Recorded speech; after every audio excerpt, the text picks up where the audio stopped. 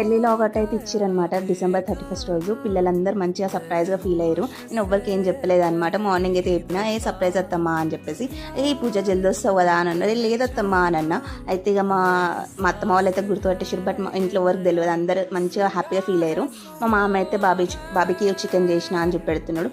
పిల్లలందరూ కలిసి చెట్లకి లైట్స్ వేసిర్రు, కేక్ కటింగ్ చేసేటప్పుడు వెనకాల బ్యాక్గ్రౌండ్ అని చెప్పి. అండ్ మా చెల్లెనేమో పూజక్క సర్ప్రైజ్ అని చెప్పి ఫ్రిడ్జ్ ఓపెన్ చేసి కేక్ చూపెడుతుంది అనమాట. ఇక పిల్లలందరూ చాలా ఎక్సైటెడ్ ఫీల్ అయ్యారు. ఎందుకంటే చాలా ఆఫ్టర్ లాంగ్ టైం మా పిల్లలతో టైం స్పెండ్ చేసినాను. ఎందుకంటే నేను అందరు పండుకున్న టైంకి వస్తాను 1 o'clockకి ఎప్పుడెప్పుడు.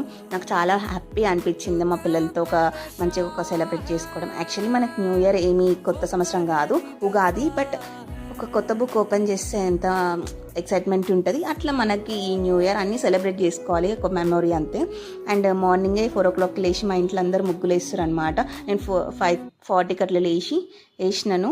లాస్ట్ మూమెంట్లో నేను సింగ్ అనుకొని వేసినాను. చాలా మంచిగా వచ్చింది కదా, కమెంట్స్లో చెప్పండి ఎట్లా అనిపిస్తుందో. అండ్ ఎప్పుడు మా మామ చిన్న మామ వేస్తున్నాయి అనమాట డ్రాయింగ్, తర్వాత నేను వేస్తున్నా. ఎప్పుడు మా గల్లీలో మాదే బాగుంటుంది.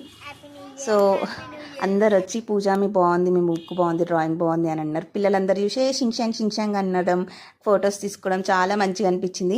మీకు ఎట్లా అనిపించింది చెప్పండి. And wish you happy new year guys. Bye guys. Next వీడియోలో నేను న్యూ ఇయర్ రెజల్యూషన్ నేను ఏమనుకుంటున్నాను చెప్తా.